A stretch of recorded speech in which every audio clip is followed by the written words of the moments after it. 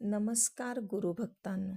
श्री गुरुचरित्र कथासारमधील अध्याय 33 वाचल्याने व ऐकल्याने रुद्राक्ष धारण केल्याचे पुण्य आणि शिवकृपेने मंगलमय जीवन अशी अद्भुत फलश्रुती देणारा हा अध्याय आहे.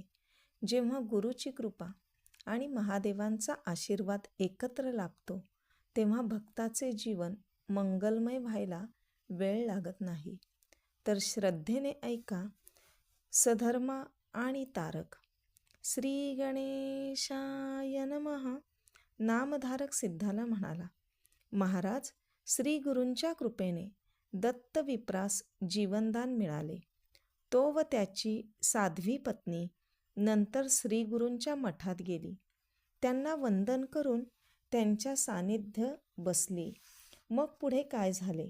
सिद्ध म्हणाला, नामधारका, ब्राह्मणीच्या मुखावर श्री गुरूंबद्दलची कृतज्ञता स्पष्ट दिसत होती. श्री गुरूंशी बोलताना ती म्हणाली, स्वामी, माझ्या पतीचे निधन झालेले पाहताच मी शोक करू लागले. तेव्हा एक तपस्वी साधू आला. त्याने माझे सांत्वन केले. उपदेशपर 4 गोष्टी सांगितल्या. मला 4 रुद्राक्षे दिली. त्यापैकी 2 रुद्राक्षे प्रेताच्या गळ्यात व 2 रुद्राक्षे त्याच्या कानात बांधण्यास सांगितली. विप्रमंडळी श्रीगुरूंच्या चरणांवर रुद्राभिषेक करतात. त्यांचे चरणतीर्थ प्रेतावर प्रोक्षण करण्यास सांगितले. सहगमन करण्यापूर्वी श्रीगुरूंचे दर्शन घ्यावे आणि त्यांचा निरोप घेऊन मगच प्रेतावर अग्निसंस्कार करावा असे सांगून तो गेला. त्याने माझ्यावर डोंगरा एवढे उपकार केले आहेत. मी त्याला कधीच विसरू शकत नाही. ते ऐकताच श्रीगुरू हसून म्हणाले, मुली, तुझी भक्ती पाहून आम्हीच साधूचे रूप घेऊन आलो होतो. आम्हीच ती रुद्राक्षे दिली आहेत. रुद्राक्षांचा महिमा खूप मोठा आहे. कोणत्याही वर्णाश्रम धर्माच्या मनुष्याने ती अंगावर धारण करावी. मनुष्य श्रद्धावान असो वा नसो, रुद्राक्ष धारण केल्याने त्याची पातके नष्ट होतात. रुद्राक्ष धारण करणे यासारखे पुण्य नाही. अंगावर सहस्त्र रुद्राक्षे धारण करणारा मनुष्य साक्षात शिवस्वरूप होतो. ते जमले नाही तर शेंडीला 1, दोन्ही दंडात 16, दोन्ही हातात 24, गळ्यामध्ये 32, मस्तकाभोवती 24, दोन्ही कानांवर 12 याप्रमाणे रुद्राक्षे धारण करावीत. गळ्यात 108 रुद्राक्षांची माळ घालावी. त्या माळेत स्वर्ण, चांदी वा नवरत्ने गुंफली तरी चालतात. रुद्राक्ष धारण करणाऱ्यास शिवलोकी सद्गती मिळते. त्याला 4 पुरुषार्थ साध्य होतात. रुद्राक्षांच्या माळेवर जप केल्याने अनंतपट फळ मिळते. रुद्राक्ष धारण करून स्नान केल्याने गंगा स्नानाचे पुण्य मिळते. रुद्राक्षावर अभिषेक करावा. त्याची पूजा केल्याने लिंगार्चनाचे पुण्य मिळते. एकमुखी, पंचमुखी, एकादशमुखी, चतुर्दशमुखी अशी विविध रुद्राक्षे मिळतात.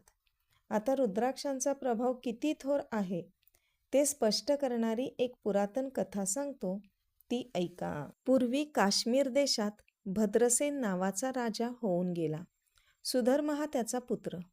त्या राजाचा एक विश्वासू मंत्री होता. त्याचा मुलगा तारक. सुधर्म आणि मंत्रीपुत्र तारक एकाच वयाचे होते. दोघांमध्ये चांगली मैत्री होती. ते दोघेही हुशार व सुंदर होते. ते एकत्र अभ्यास करायचे, एकत्र खेळायचे, एकत्र जेवायचे. त्या दोघांचे एक विलक्षण वैशिष्ट्य होते. ते दोघे शिवभजन करायचे, सर्वांगाला भस्म लावायचे, भाळी त्रिपुंड रेखायचे, रुद्राक्षांच्या माळा घालायचे. त्यांना राजवैभवात, अलंकारात, उंची वस्त्रात जराही रुची नव्हती. मातापित्यांनी कितीही आग्रह केला तरी ते ऐकत नसत. या त्यांच्या विक्षिप्त आचरणामुळे राजा व मंत्री दोघेही चिंतामग्न असत. एकदा त्रिकालज्ञानी पराशर ऋषी भद्रसेनाला भेटण्यासाठी आले होते. राजाने त्यांना सन्मुख जाऊन वंदन केले, त्यांची पूजा केली, उत्तम आदरातिथ्य केले. ऋषींनी राजाला क्षेमकुशल विचारले. तेव्हा राजाने सुधर्मा आणि तारक यांचे आचरण सांगितले व पुढे म्हणाला, या दोन्ही मुलांना भस्म आणि रुद्राक्षे धारण करण्याचे वेडच आहे जणू. त्यांना समजावून पाहिले, रागावून पाहिले, पण ते ऐकतच नाहीत. ते दोघे असे का वागतात? राजाचे बोलणे ऐकून पराशरांनी सुधर्मा आणि तारक यांना दिव्य दृष्टीने अवलोकन केले. मग ते म्हणाले, राजा, राजपुत्र आणि मंत्रीपुत्र यांच्या सध्याच्या वर्तणुकीचे रहस्य त्यांच्या पूर्वजन्माशी निगडीत आहे. कसे ते सांगतो. पूर्वी नंदीग्राम नामक नगरात एक वेश्या राहत होती. ती अतिशय सुंदर व सर्व प्रकारच्या ऐश्वर्याने संपन्न होती. ती स्वर्णमंचकावर निजायची, पायात स्वर्णपादुका घालायची, अप्रतिम वस्त्रे नेसायची. तिच्याकडे दासदासी, गोधन या सर्व गोष्टी विपुल होत्या. ती ब्राह्मणांना व याचकांना उदार हस्ते दानधर्म करायची. तिच्या स्वर्णमहालात एक नाट्यमंडप होता.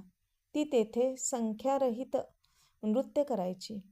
तिने मनोरंजनासाठी एक कोंबडा व एक माकड पाळले होते. ती स्वतः शिवभक्त असल्याने तिने कोंबड्याच्या व माकडाच्या अंगावर रुद्राक्षांचे अलंकार घातले होते. ती त्यांनाही नृत्य शिकवीत असे. त्या वेश्येचे एक वैशिष्ट्य होते. ती वेश्या असूनही स्वतःला पतिव्रता समजायची. जो पुरुष तिच्या घरी यायचा त्याची ती 3 दिवस पत्नी समान एकनिष्ठेने सेवा करायची. त्याला शिवस्वरूप मानायची. त्याला सर्व प्रकारचे सौख्य देऊन पूर्ण संतुष्ट करायची. एकदा शंकरांनी तिची परीक्षा पाहायचे ठरविले. त्यांनी एका श्रीमंत वेश्याचे रूप घेऊन तिची भेट घेतली. शिवव्रती अशा त्या वैश्याच्या अंगावर रुद्राक्षांचे अलंकार होते. त्याच्या उजव्या हातात अत्यंत तेजस्वी असे रत्नखचित शिवलिंग होते. वेश्येने त्या व्यापाऱ्याला नाट्यमंडपात नेले. त्याचे उत्तम आदरातिथ्य केले. त्याच्या हातातील शिवलिंग पाहून ती अक्षरशः मोहित झाली होती. ती आपल्या सखीला म्हणाली, तू त्या व्यापाऱ्यापाशी जा. हे बहुमूल्य लिंग तो मला देणार असेल तर मी त्याची 3 दिवस एकनिष्ठेने सेवा करण्यास तयार आहे असे सांग. सखीने त्याच्याशी तसे बोलणे केले. तेव्हा तो म्हणाला, तुझी मालकीन वेश्या आहे. तिचे मन चंचल आहे. ती 3 दिवस माझी पत्नी होऊन सेवा करील हे मी खरे कसे मानावे? तेव्हा ती वेश्या पुढे आली आणि त्याच्या हातातील शिवलिंगावर हात ठेवून म्हणाली, मी सूर्य व चंद्राला साक्षी ठेवून 3 दिवस आणि 3 रात्री तुमची कुलस्त्री होण्याचे वचन देते. या कालावधीत मी पत्नी धर्माचे पूर्णतः पालन करीन. ते ऐकून व्यापाऱ्याला संतोष वाटला. त्याने ते दिव्य शिवलिंग तिच्या हाती दिले व म्हणाला, हे लिंग माझा प्राण आहे. त्याचे काळजीपूर्वक जतन कर. त्याला जराशी जरी हानी पोहोचली तरी मी प्राणत्याग करीन. त्याचे म्हणणे मान्य करून वेश्येने ते शिवलिंग नाट्यमंडपाच्या मध्यवर्ती स्तंभाला बांधून ठेवले. मध्यरात्र झाली. ती वेश्या व्यापाऱ्यासमवेत प्रणयकिडेत रममान झाली असताना भगवान शंकरांनी अजब लीला दाखविली. त्या नाट्यमंडपाला अचानक मोठी आग लागली. त्या भयंकर आगीत तो वैभवशाली नाट्यमंडप जळून बेचिराग झाला. वेश्येच्या सेवकांनी व नगरजनांनी आग विझविण्याचा खूप प्रयत्न केला, पण उपयोग झाला नाही. त्या आगीत वेश्येने पाळलेला कोंबडा व माकड जळून गेले. शिवलिंगही दग्ध झाले. तेव्हा त्या वैश्याला अनिवार्य दुःख झाले. त्याने चिता प्रदीप्त केली आणि अग्निप्रवेश करून सर्वांसमक्ष प्राणत्याग केला. एका मागोमाग एक घडलेल्या या घटनांमुळे ती वेश्या हतबुद्ध झाली. शिवलिंग दग्ध झाले. पुरुष हत्येचे पातक घडले म्हणून ती एकसारखा शोक करत होती. तिने वैश्याला 3 दिवस पत्नी होण्याचे वचन दिले होते. त्याप्रमाणे पतिव्रता धर्माचे पालन करणे आवश्यक होते. तिने सहगमन करण्याचा निश्चय केला. आपली सर्व संपत्ती ब्राह्मणांना दान केली. सेवकांना सांगून चिता प्रदीप्त केली. आपल्या मातेचा, बंधूंचा निरोप घेतला. सर्वांनी तिला सती जाण्याच्या विचारापासून परावृत्त करण्याचा खूप प्रयत्न केला, पण तिचा निर्धार अटळ होता. ती म्हणाली, मी सूर्य व चंद्राला साक्षी ठेवून वैश्याची 3 दिवसांसाठी पत्नी झालेली आहे. दैवयोगाने माझा पती मरण पावला म्हणून पतिव्रतेच्या धर्माला अनुसरून मीही सहगमन करणार आहे. संसार दुःखमयच आहे, त्यात केव्हा तरी मरण येणारच. मी उद्याऐवजी आज मेले तरी पतीला दिलेले वचन पूर्ण केल्याचे समाधान मला मिळणार आहे. ती धगधगत्या चितेपाशी आली. त्या अग्नीला वंदन करून एक प्रदक्षिणा घातली. सूर्याला व ब्राह्मणांना नमस्कार केला. मनात शंकराचे स्मरण केले आणि दुसऱ्या क्षणी त्या चितेमध्ये उडी घेतली. तर काय आश्चर्य! त्या अग्निकुंडातून भगवान शंकर साक्षात प्रकट झाले. त्यांनी तिला वरचेवर झेलले. त्यांच्या सामर्थ्याने अग्नी शीतल झाला होता. शंकरांनी तिला खाली ठेवले व म्हणाले, मुली, मी तुझ्या धैर्याची परीक्षा पाहण्यासाठीच ही सर्व माया रचली होती. मीच वैश्य झालो. मीच नाट्यमंडप दग्ध केला आणि त्यानंतर अग्निप्रवेश केला. त्या परीक्षेत तू उत्तीर्ण झालीस. तूच खरी पतिव्रता आहेस. मी तुझ्या भक्तीवर प्रसन्न आहे, तरी वरप्रसाद मागून घे.